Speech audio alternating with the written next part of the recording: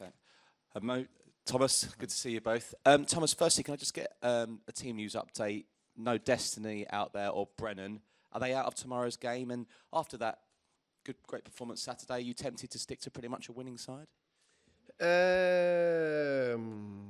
So was that your two questions? Those two questions. He's done.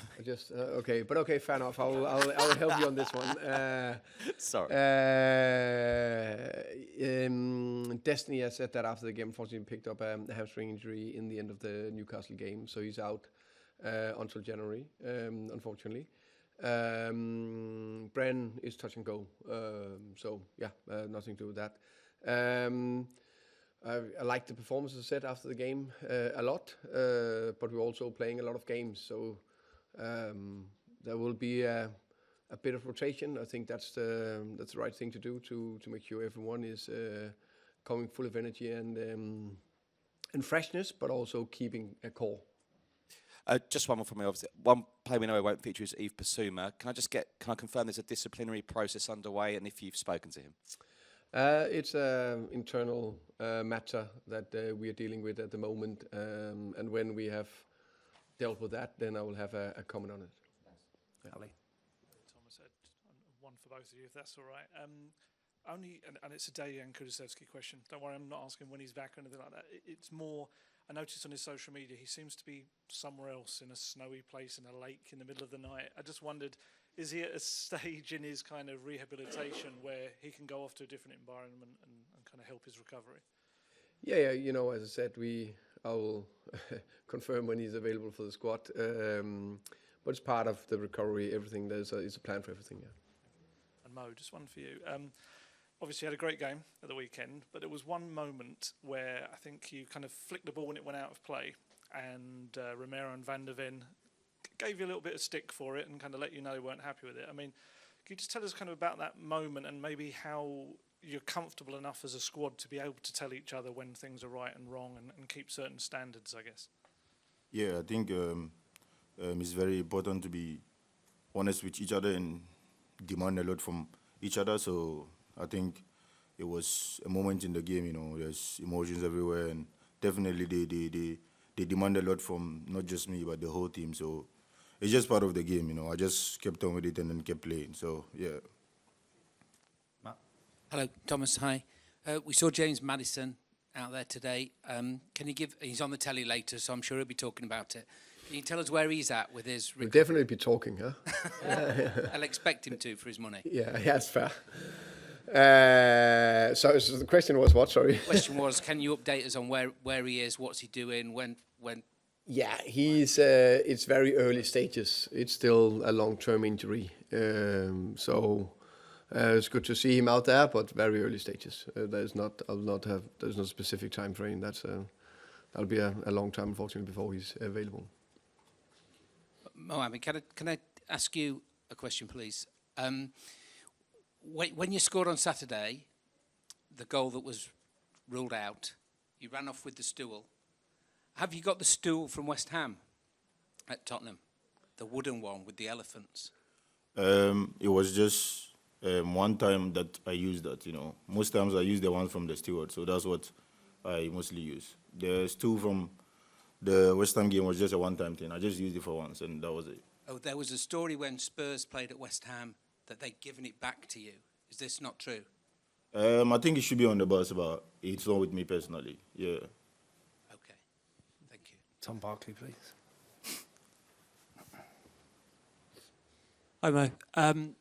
Ghana obviously got drawn with England in the World Cup draw the other day.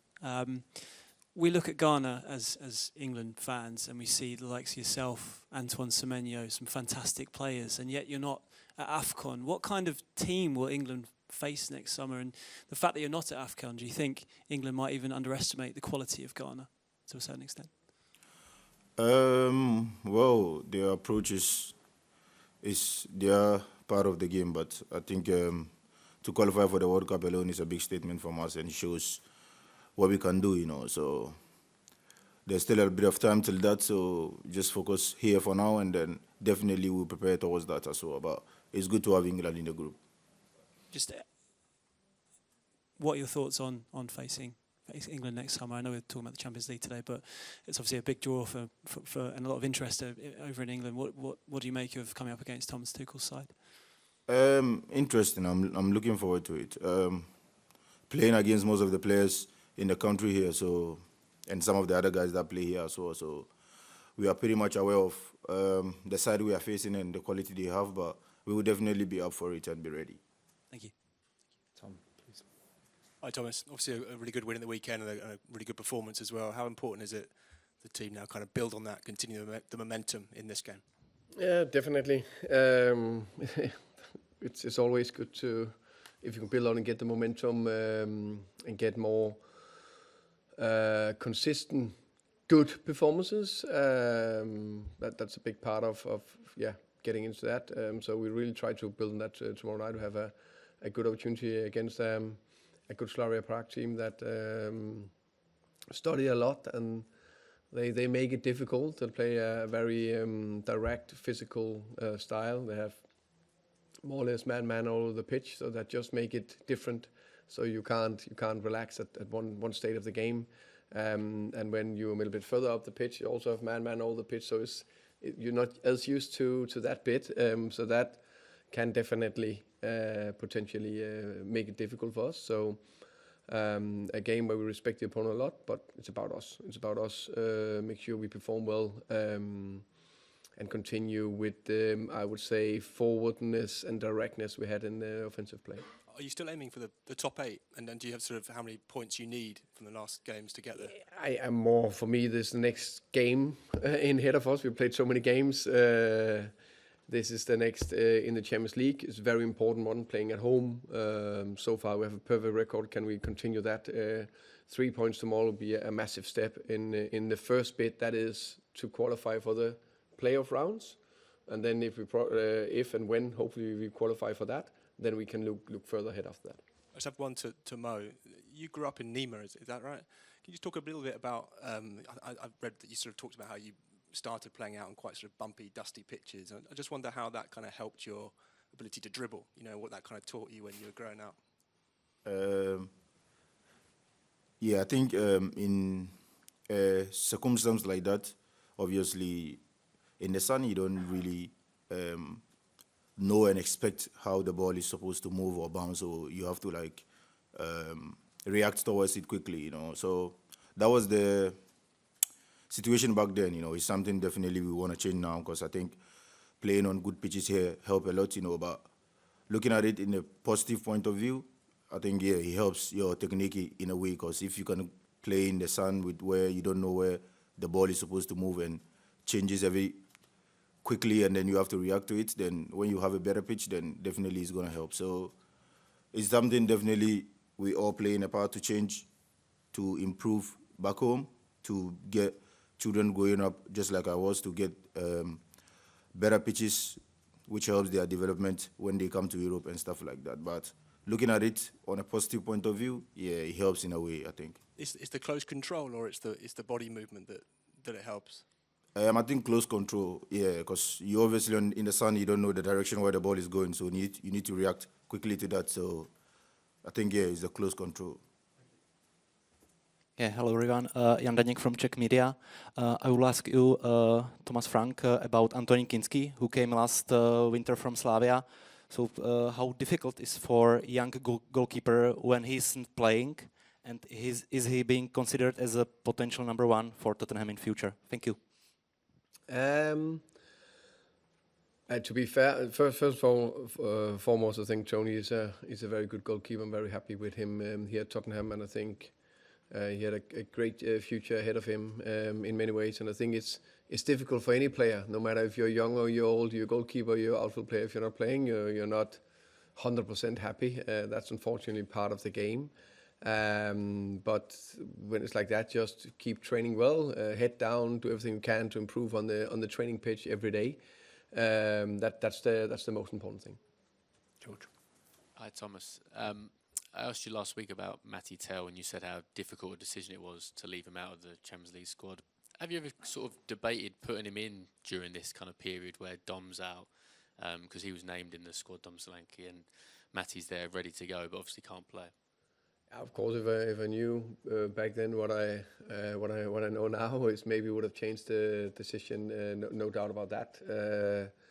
Of course, it's something we can have into consideration if you can change one player. When is the timing?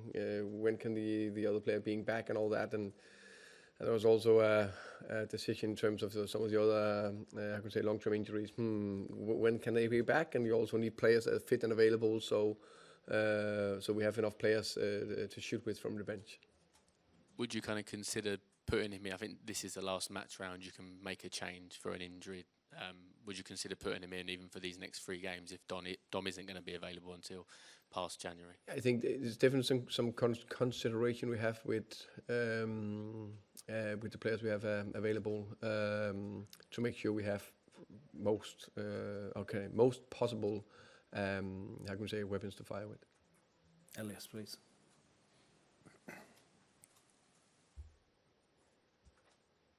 Hi Mo. I don't think we've had the opportunity to kind of speak with the media, I suppose, more broadly. It's been a few months now here at Spurs. I suppose kind of a mixed few months for the club, but you know, scored a couple of goals, scored one on the weekend. What have you made of your start individually? I think I'm still getting used to everything, even though the demands are high and obviously there's no time. You gotta perform immediately you join a club because that's what the league is about. But with the help of the staff, the coach, and the teammates, I think I've been settling smoothly so far. But there's still a lot more to do and to show as a team individually as well. So we just keep taking it game by game and then keep focusing on what's ahead. But I believe we have a lot to offer as a team and individually as well. Yeah, and obviously last season probably a little slower, but season before at West Ham was probably your best since coming to the UK. What do you think now that you need to do to kind of get to that next level and be, you know, a star that you have shown yourself to be in the Premier League more consistently? Win a trophy with the club. Matt, please. Hi, Thomas. Like you said, the home form in the Champions League has actually been very good this season. We've seen Villarreal in Spain, for example, doing really well. What do you sort of put that difference down to, maybe, in the team looking a lot more comfortable at home in the Champions League compared to the Premier League, maybe? A bit of coincidence sometimes. Whatever, there could be various reasons. I think for me, Champions League, Premier League, Carabao Cup, for me, we play home, no matter the competition. So that's why it's never as good or as bad as we always think and talk about.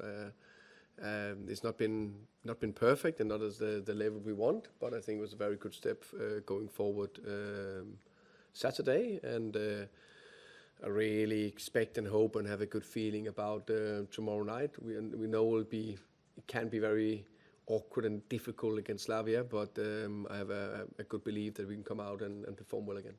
And one for Mo.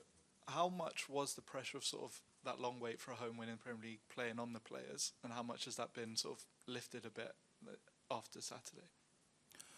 I think home or away, there's pressure to win every game, especially playing for a big club like Tottenham. So the pressure has always been there, but definitely we want to do our best more to win more games, whether home or away, you know.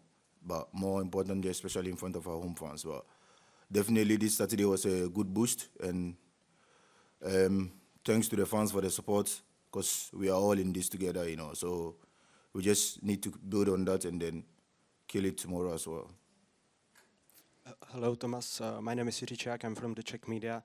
I wanted to ask you about one of your former coaching colleague, Lars Friis, a friend, who was working in Czech League in Sparta Prague, as Sparta Prague manager. So did you maybe try to contact him to get some information about Slavia, or are you in touch, or how is it? Thank you. Yeah, Lars is a good friend of mine. We also worked together in the past. Of course, it's confidential what I've spoken to Lars about before the game, but we keep in contact. This is a very important game for us against Slavia, so we are of course very well prepared with our own analysis, but also with every help we can get from good contacts or friends in the game. So yeah.